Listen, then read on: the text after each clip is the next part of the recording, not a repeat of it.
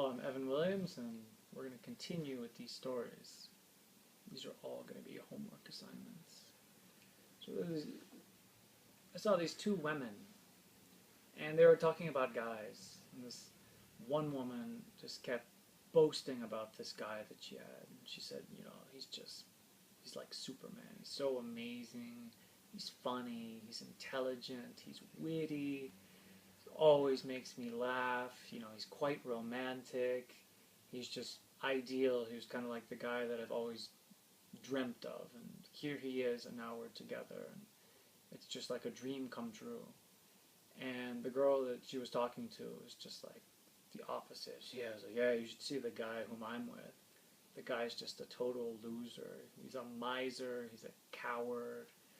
He's, afraid to take chances. He's very uncertain about things. In conversation, he basically puts me to sleep. When we go to dinner, I bring a pillow with me because it's just his stories are so uninteresting, and I just pass out. So when I go out with this guy, it's just I have no expectations that it's going to be like a proper evening. But it turns out that these two women were talking about the same guy. And so, how is this? And why does this happen? It's quite simple. It's almost, I could say, it's the program in the head, in the brain, in the thinking of the woman. And the woman has a type of program.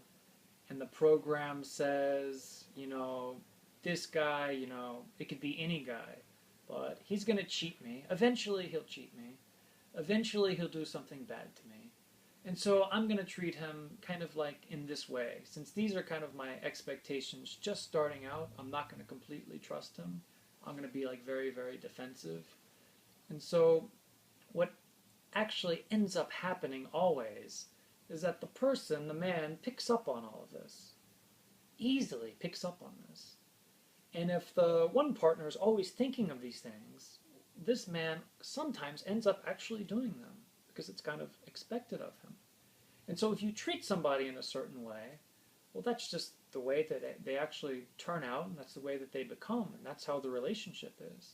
The relationship is this way. You could say it's amazing. It's because that is the way that the person is being treated, and it goes vice versa. I'll just tell you a kind of story, a random story from my life where I actually saw the truth of all of this. I was in Alushta.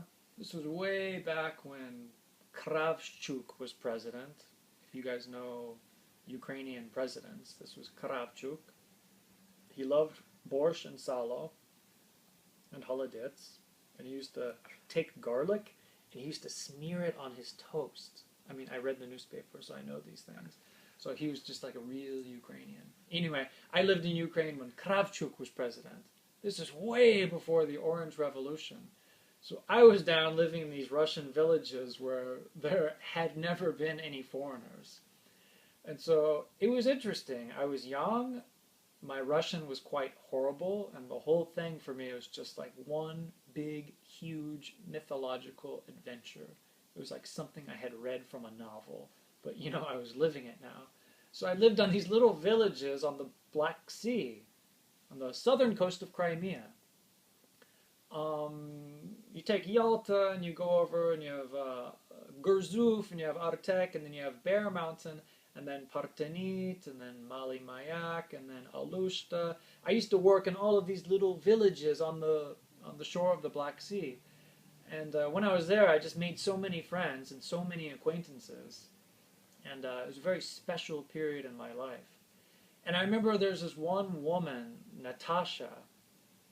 And Natasha, I think she had something for me, but I knew right from the beginning, no, this would never work. Why? Just because the way that she went at it. And there were some things about her where I knew inwardly, I was like, no, I can't be with somebody like this. She's totally independent. And modern culture teaches us, almost since we're children, it teaches us to be fiercely independent. I don't know about in Russia, but it's like this in the United States. You have to be very, very independent. And women are being trained, you have to be very independent. Never be dependent on anybody, not your husband, not a man.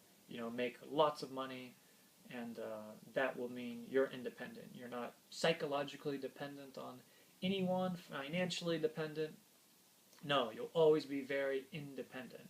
And so the program that the man has the program to protect. And the man wants to protect, literally everything. The man has a child, a son or a daughter, he wants to protect. If he has a wife, he wants to protect his wife. If his parents, he wants to protect his father and his mother. And so the man always has this kind of natural instinct, like women have natural instincts to be a mother and to raise children. The man has this inward program that's so deep inside of the DNA to protect. Something just comes from the nature. And if you ask most men, they would say in one way or another they're interested in protecting. And so when I met Natasha, she immediately, when the first time we came together and we just had a conversation at a cafe, she was telling me how incredibly independent she was, how wealthy she was, what a wonderful little, kvartira she has right on the Black Sea. She has cars, she has house, she has money. She's just fiercely independent. And so immediately that went to my head, like, oh, well, she doesn't need me. I mean, she has it all. She doesn't need anybody. And this is the way, she carried herself. She fell right into the trap of modern day culture that says be independent, depend on nobody, give service or be of service to nobody but yourself. And she fell right into this game, and she played it all the way up until she was 35, 36 years old, 37 years old, and no boyfriend, no husband, no children. And she started to get really nervous, pulling her hair out, and started to get really desperate, and she didn't know why this was happening. Anyway, Natasha was my friend, and I used to sit her down and explain to her, because I told her, look, because she was like a little bit interested. I was like, no, because when I was in Alushta, I was 25 years old, and I was still just in every way like a child. So I was like, no, I'm not ready to get married, not now. And, I told her this, but I told her that if you carry yourself in a different way, or if you, and you can't just do this mentally. You can't just read a book and say, oh, I'm going to do what this book says. It goes much deeper than that. It has to be part of your nature. It has to be just something like people do good things for other people, just because it's the right thing to do. And so I explained to Natasha, it's going to be very difficult for you to meet somebody, because as soon as you meet a guy, immediately the man asks himself, like, a woman like this, well, she doesn't need me. She already has everything. Everything really. And I remember when I met my wife, it was the exact opposite. And I'm like a very anonymous human being. I'm completely unknown. There's nothing really special, about me. I'm not heroic. I'm not, He-Man or Superman. I don't have a lot of money. All of these things. I don't own a house, all of these things. Like my brothers, they have cars and houses and everything. Me, no. I have books, that's it. But, like, my wife took, like, the exact opposite approach. The way that she treated me from the very beginning, she showed me that she actually needed me in such a way that I thought, wow, this is really wonderful. Here, somebody needs me. But, this person over here, well, they don't need me. They're totally independent.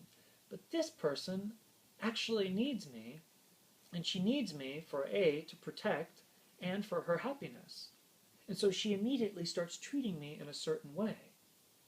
And she immediately starts treating me like I'm some kind of star. Like I have these special powers or something. So she looks at me like I'm just this incredible guy, when in fact I'm just an anonymous human being. But that's not the way she's treating me. So she's treating me as if I'm like Superman or something, and that I have all intelligence and all power and all strength. And even though these things aren't true, she's treating me in this way. And that's it, she's doing it. And so what does this tell me as a man? Well, this makes me feel incredibly. It makes me feel not just incredibly loved, it makes me feel that I'm actually needed. Over here, I'm not needed. And over there, I'm not needed. But here, I'm really, really needed. And she makes me feel that way. Oh, that's a relationship that'll work. And what happens in turn when the woman makes the man feel that he's really needed? Well, in turn, the man gives all love and support to the woman, and the relationship works. Why? Because there's something in between the two that is so powerful and strong that really nothing can break those two apart.